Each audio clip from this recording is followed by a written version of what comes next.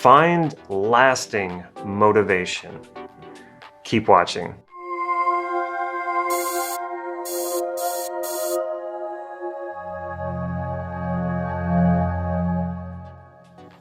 This is Life Mastery Gym. I'm Damon Card, and I teach people just like you cutting-edge NLP processes and techniques so that you can master your life and take charge of your destiny. So if that sounds good, make sure you click that subscribe button right down here so you can get these videos on a regular basis. As you're watching this video, if you happen to have a comment or a question about anything that I talk about here, make sure you leave that in the comment section right down here below. I will respond to you.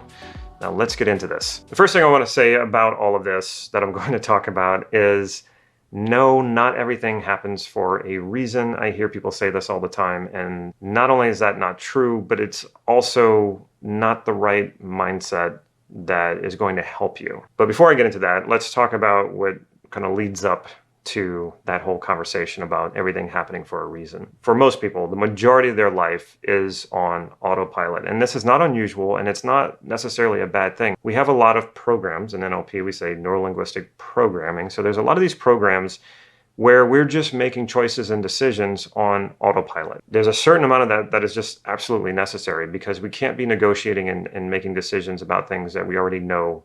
That, you know, if I know that I like dark French roast coffee, I don't have to keep negotiating that every time I go to the grocery store what I'm going to buy. I know what I like, I just get it. So there are definitely things in our lives where it's good to be on autopilot. We don't want to have to keep thinking about these things and renegotiating and making decisions. And this is one way that your brain, your mind, your body conserves energy, because it does take energy to think. And you also have a limitation to how much attention you can pay during a day. If you make a certain amount of choices during a day, at a certain point, any choices you make after that are going to start to not be the greatest choices. You're not going to be able to give enough mental bandwidth to those choices and to those decisions. So you really want to conserve that attention span.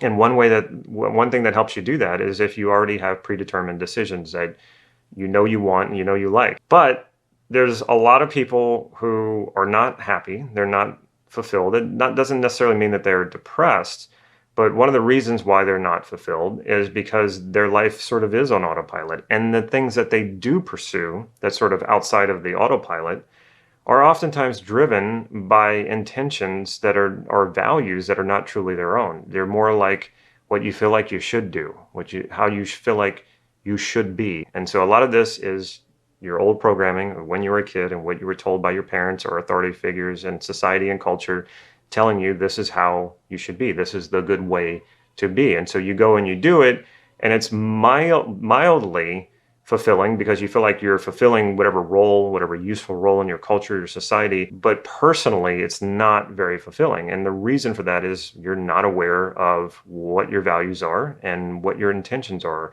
Or maybe you don't even have intentions that you're very clear about. So your pursuits are not even truly your own. They're more influenced by outside pressures, by outside influences. So the point here really is to be more intentional. If you watch a lot of my videos, you hear me talk a lot about values and how understanding how you're projecting value onto an accomplishment, a goal, onto a material object, that comes from you. Nothing has inherent value. Now, I go into this a lot in a lot of my videos. This is a little bit different though.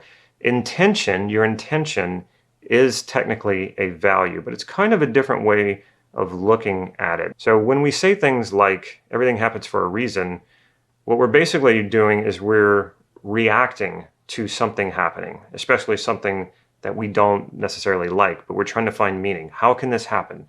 I'm a good person. How can this bad thing happen to me when I am a good person? I do nothing but nice things for people, and yet this bad thing happens. Well, then everything must happen for a reason. So I got to go and add some meaning to it, create some meaning. And the truth is no, the universe is, for lack of a better word, cold and indifferent to your ups and your downs and your successes and your losses and even tragedies. The universe, it just goes about doing its thing every single day, every single moment. We're the ones who bring meaning. We're the ones who project meaning onto things. And this is not It's not a bad or depressing thing. It's just the truth. So it really helps to acknowledge the truth in order to be able to move forward from here and understand how we're making meaning of life and how we can make more meaning and more purpose in our lives. And that really comes from understanding what your intentions are and how to fulfill them. And when I say intention, I don't mean the intentions of other people or the intentions of a society or culture that puts pressure on you to fall in line and conform. It's like it's getting really into the heart of what your intentions are, being very clear about that, and also being very clear what your intentions are in each major context of your life. And I'll give you an example. I am learning Romanian. My girlfriend's Romanian, and I finally decided I'm going to learn another language, been wanting to for a long time, and it has been difficult. I am not a natural at this. So I'm studying a lot, and I have tutors. And the tutors are basically there for me to practice speaking Romanian, also practice listening to Romanian from them, and to practice having a conversation. One of the frustrating things that I've been running into is I'm trying to say things that I'm trying to express ideas that I don't have the vocabulary to express. And I get very frustrated. And so instead of trying to sort it out in Romanian, I end up blurting it out in English. And I'll say to the tutor, I'll say, okay, what I'm trying to say is, and then I'll tell her in English. I got to thinking about this and realizing, this isn't really helping me. It's not helping me to speak in English. So what is going on here? What is my intent? And I was like, okay, well, my intent in these sessions, my intent is to speak Romanian. My intent is to listen to Romanian and understand it. My intent is to make mistakes and be corrected. Well, how am I approaching this? Is that my approach to this? Am I approaching these sessions with that intent? No, I'm not. What I realized is that the intent that I'm approaching these sessions with is trying to express an idea clearly and effectively. Now, that's what I've spent pretty much the last 2 decades training myself to be able to do, whether it was filmmaking, whether it was writing, doing these videos, teaching, coaching someone. I have been hard at work trying to find ways to be a better communicator, to express my ideas more clearly, more effectively, so that people understand it and so that people get the help and the change and the transformation that they're wanting. But that's not helping me. That's not helping me in these sessions. Because if that was the intent, if that was the purpose in these tutoring sessions to learn Romanian, I wouldn't speak it in Romanian. If the intent was to express an idea clearly, I would say it in English. And not only would I say it in English, I would say it in American English, not British English, not Australian English, not South African English. So I had to get clear about this intent. And once I got clear about it, the frustration went away. You can probably find areas of your life where you're doing exactly this. Your intent is not lined up to the task. The intent is not, you're taking a different intent from a different context, which is important. It's just the wrong intent for the wrong context. So my intent is to speak Romanian, not English.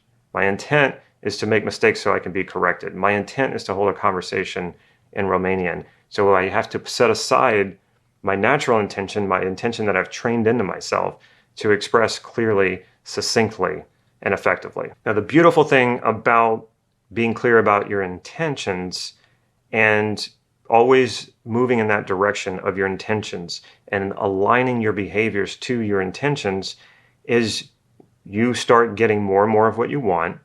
You feel more and more fulfilled as you fulfill your intentions, and you live an intentional life. And that is so much more fulfilling, so much more interesting, so much better than living in defense mode and react mode by waiting for something bad to happen. It's not like we really wait for something bad to happen, but we're going about our lives kind of on autopilot. Something bad happens, and then we run in search, we scramble to try to find meaning, to try to make sense of it, because we hate confusion. We will do anything to move away from confusion. In fact, some people have said that that's man's worst fear, that they will even choose death before confusion. I don't know if that's exactly true, but we do hate confusion, and we will do almost anything to move out of confusion. And that's why we go scrambling to find some sort of reason to to make sense of our suffering, our pain, a tragedy, or someone else,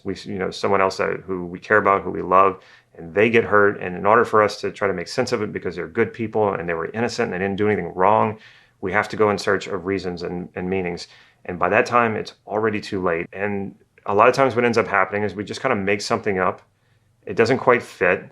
And later on, when something else bad happens, it all falls apart. And the bottom line is bad things happen to good people. One of the things that I get really upset about is when this whole law of attraction and The Secret, people bring some of these concepts, which there is some truth to. I'm not saying there isn't, but they bring some of these concepts to people and they charge them a lot of money and say, hey, this is how you do it. And then, if you're not getting what you want, you're just not vibrating at the right vibration or the right level, or there's something you're doing that's negative. You're putting some sort of negativity out there, and that is just not true. I mean, sure, if you're a very negative person, people probably won't want to be around you, and you probably won't get as many opportunities.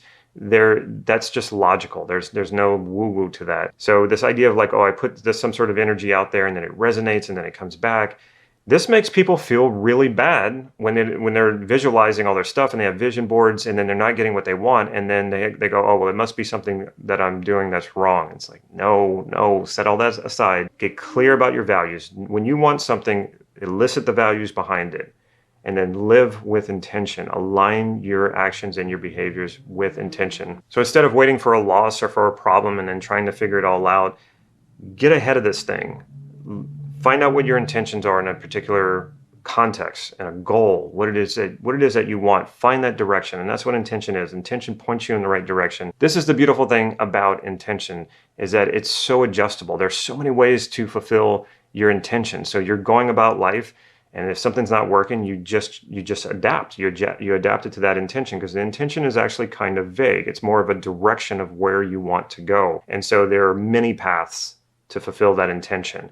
So you just keep readjusting, you keep adapting until you get your intention fulfilled. And the more you do this, the more you will live an intentional life, which is the most fulfilling way that you could live. If you're interested in one-on-one coaching, yes, I do that. And also I do teach. So if you're interested in either one of those, if you go to the description right down below, you will see links for one-on-one coaching with me to find out more information about how to get that. And then also, if you want to take this deeper, if you like what I'm teaching here and you want to see how deep the rabbit hole goes, there is a link for you there. You click that link and you'll find out more information. If you like this video, make sure you give it a thumbs up. And if you haven't already, make sure you click that subscribe button and click the bell so you'll be notified when new videos come out.